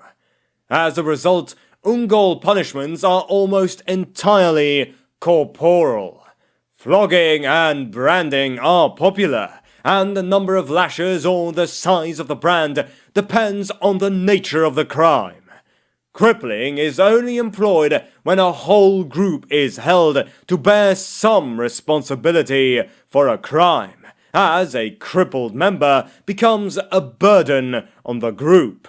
Indeed, it is not uncommon for a crippled criminal to be killed by his family, an action outside Ungol Law. However, minor mutilations which do not affect a person's ability to survive are used in much the same way as brands. Finally, capital punishment is common. The following specific punishments are popular in Ungol areas, but most judges have their own favorites. Punishment by arrows. The criminal is tied to a post, and archers shoot arrows at him. The number of arrows and the distance between the archer and the post are determined by the judge.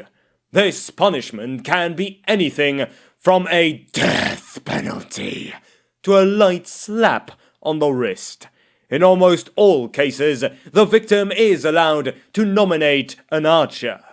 The Ballad of Isukin and Noga includes a famous scene in which Noga shoots 20 arrows at Isukin, who was convicted of betraying Noga, from 5 paces and misses every time.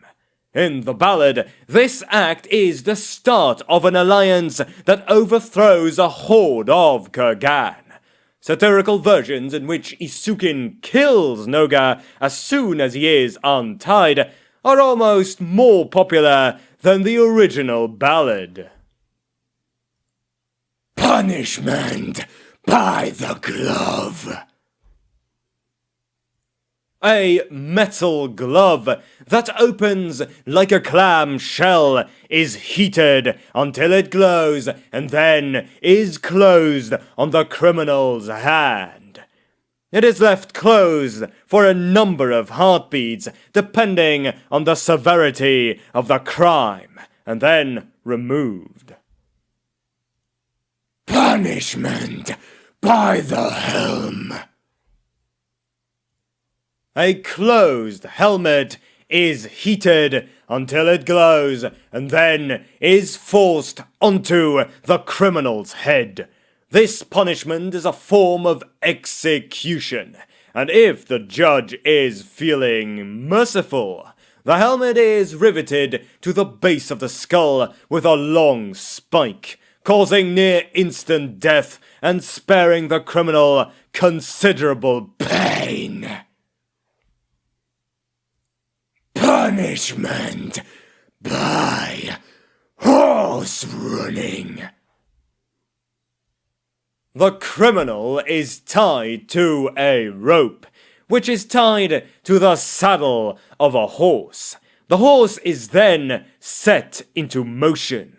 Many variations of this punishment exist, allowing it to be tuned to the crime. The length of the horse's run can be controlled, as can its speed. Similarly, the length of the rope and the means by which it is fastened to the criminal make a difference. A rope tied around the waist allows the criminal to run as fast as he can. One tied around the wrists makes him more likely to fall, while one tied around the ankles guarantees that he will be dragged. Further, the horse might be ridden or simply driven into a gallop out onto the oblast. Leaving the horse to its own devices means the final level of the penalty is in the hands of the guards, something appealing to some judges. Punishment by Spirit's mercy. The criminal is driven out into the oblast, branded on his face with a mark indicating that it is a legal duty to deny him hospitality. This act is basically a death sentence, and in most cases, the criminal is driven out naked and with no possessions, which guarantees a swift death. However, in some cases, the criminal is allowed full equipment, particularly if his family is very popular or if the judge feels he was justified in his actions. It is still essentially a death sentence, but a few people manage to survive alone on the steps. Suran the Dead is a legendary example. Though his exploits in support of his family and against the raiders from the north have been exaggerated in the telling. And now, onto the Gospodar Law. Gospodar Law is more like that of the Empire, and has been strongly influenced by it. Some Kislevites feel there has been too much influence and long for a return to the good old days of proper Gospodar justice. The Tsarina, however, likes the centralized system, so no change is likely any time soon. The biggest difference from Ungol Law is that the responsibility for a crime rests solely with the criminal. Gospodar Courts cannot flog someone just because his cousin is a thief. Nearly as significant is the fact that Gospodar Law is written and defined by the wording of the Tsarina's proclamations. The judges must make decisions in accordance with this written law, and thus must study it before they can be entrusted with a court.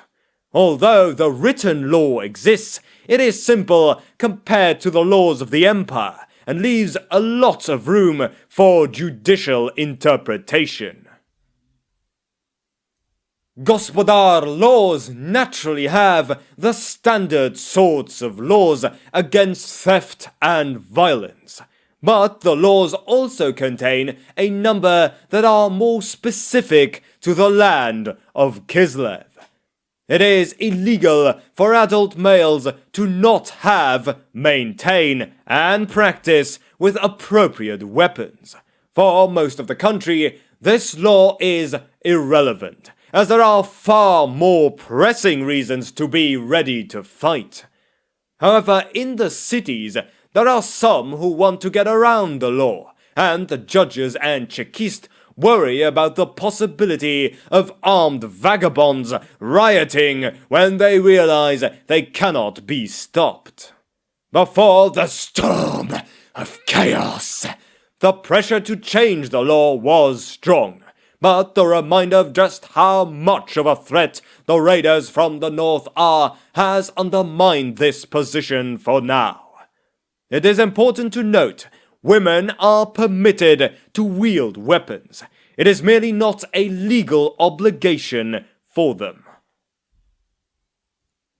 The importance of Ursun to the culture is reflected in the laws. Most notably, it is illegal to kill a hibernating bear, and there is a general consensus that the most serious penalties are appropriate for such an offense. A number of laws concern the proper respect being shown to the nobility, and especially to the Tsarina. It is a criminal offense to criticize the Tsarina in any way or to undermine respect for her rule. This law is enforced harshly against boyars, atamans, and others in positions of authority, but much more loosely against ordinary citizens. This law was decreed by the Tsarina directly. Any sign of dissent or disloyalty among the people with the power to disturb her rule must be wiped out immediately. But low-level murmurings and jokes among the ordinary people can be tolerated. Of course, serious suggestions that the Tsarina should be replaced are dealt with harshly no matter what the rank of the offender. The laws for the nobility are enforced more strictly against the ordinary people. Criticism is not illegal, but disrespect is. Peasants are required to give way to nobles, to always speak politely to nobles, and to change their actions if what they are doing is inconvenient for a noble. Some boyars press cases for violations of these rules with great vigor, particularly in the cities. The country nobility tend to be a little more tolerant, as there are fewer people to back them up if the peasants come to hate them. One result of the enforcement of these laws is that the common people tend to see the Tsarina as far more sympathetic towards them than she is toward the lower nobility.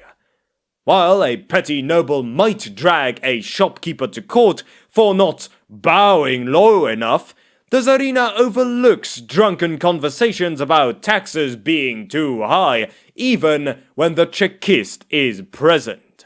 This is the reason why the common folk have such great affection for the Tsarina, and while Katarine may not have planned for this consequence, she is certainly taking steps to maintain it. Gospodar Law does not contain any requirements to offer hospitality, but it does contain laws punishing abuse of hospitality. These laws state a host should be treated as a member of the nobility by his guests. As a result, very few people in the cities ask for hospitality from people they are not already friendly with. Out on the oblast, customs of hospitality are very strong, and abuse, while rare, is punished with the full force of the law. Gospodar Feuds. Gospodar Law permits feuds between families, possibly under the influence of Ungol Law.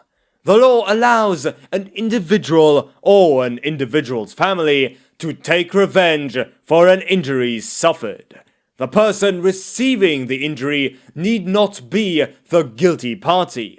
It is, of course, also permissible to take revenge for the injury inflicted in revenge. The legal mechanism to bring feuds under control is the law that it is not permissible to take revenge for a reasonable injury inflicted as punishment for a crime recognized in a court of law. If the punishment is unreasonable, however, this rule does not apply. Taking revenge for a reasonable punishment is, however, regarded more seriously than inflicting the original injury. The Tsarina would dearly like to abolish the law on feuds, as it undermines her authority. However, too many nobles still see it as essential to their dealings with each other, and she is not strong enough to force them to give up their feuds. She prefers the current situation to having the nobility defy her authority, so it remains, for now. The law that allows courts to bring feuds to an end is having an effect, as slightly weaker parties are tending to bring issues to court rather than continue the feud on their own. The Tsarina has instructed her agents, particularly the Chekist, to be particularly vigilant about groups who do not respect the decisions of the courts. The Gospodar Courts. Gospodar Courts are run by professional or semi-professional appointees of the Tsarina. In remote areas, the ataman of the settlement almost invariably holds this position. But in the cities, the magistrates are increasingly becoming a professional group separate from the nobility. Katarine encourages this trend, and a few of the powerful nobles can see the threat it poses to their power. They do not, however, typically want to take on such a dull job, which means that Katarine's plan is proceeding well. Most courts have a single judge, though those set up to judge boyars or higher members of the nobility have 3 judges who must agree unanimously in order to convict. Kislev and Erengrad each have a single permanent court for the nobility, while Prague has 2, a reminder of the unrest among the northern boyars. The judge decides who speaks, what other evidence can be admitted, and whether the accused is guilty. There is no appeal, but a judge who issues a decision that contradicts the law can be tried for treason. Even if the judge is found to have broken the law, the judgment against the person convicted still stands. The penalty is determined by the victim or the victim's family. The law sets out a list of permissible penalties, but they are not distinguished by offense. A victim can choose to have a verbal insult be punished by slowly torturing the criminal to death. And that penalty is enforced. The main check on this is the possibility of a feud, as discussed before. Of course, when the victim is powerful and the criminal is not, it's not really an issue. Boyars often inflict draconian penalties on peasants. Outside the settlements, law is enforced by oblast justices. These judges are as much police as judge, and they bear many resemblances to the bounty hunters of the empire. Unlike city judges, they are also permitted to impose penalties, though some take pride in dragging criminals before the victims for punishment. If a settlement is without a judge, which is rare, or has a complaint against the ataman, which is more common, its members may appeal to the oblast justices. The need for oblast justices is assessed on the apparent level of crime in a region, meaning if things appear to be calm, the residents are reluctant to stir things up too much by undertaking detailed investigations. On the other hand, if there is an obvious problem, many try to scare it back into the shadows. For tales of close links between oblast justices and local crime syndicates are common. The Chekists spend some of their time looking for such corruption. And at last, Gospodar Punishment. As noted under Gospodar Law, any legal punishment may be meted out for any crime at the victim's discretion under the feud provision. Punishments tend to be harsh, but very few victims go against the social sense of what is reasonable, and those who do are often ostracized, even if they are not targeted by a feud. Of course, nobles feel that harsh punishments are entirely appropriate when a peasant assaults a noble, and they do not care if peasants want to ostracize them. Fines of any amount are a permitted punishment. Half of the fine goes to the court, and thus to the Tsarina, while the other half is kept by the victim. Fines of a bit more than twice the cost of any damage are universally recognized as reasonable, and victims of theft who restrict themselves to such punishments can get a reputation for justice and mercy, even as they vigorously pursue anyone who wrongs them. It is common for victims to require a fine in addition to any other punishment, flogging up to 100 strokes with implements ranging from a light cane to heavy leather straps loaded with weights and spikes is another popular penalty. The most popular form of legal discussion in taverns is of the appropriate level of flogging for hypothetical offences. Branding is not permitted under Gospodar Law. It used to be, but it was abolished after a series of petty thieves were branded rapist or cultist of the North. Mutilation is generally only applied in cases of wounding, where it is common for the same injury to be inflicted on the criminal. Nobles can often get away with imposing injuries that correspond to damage done to their property. An urchin who broke the windows of a noble's house might be blinded, for example.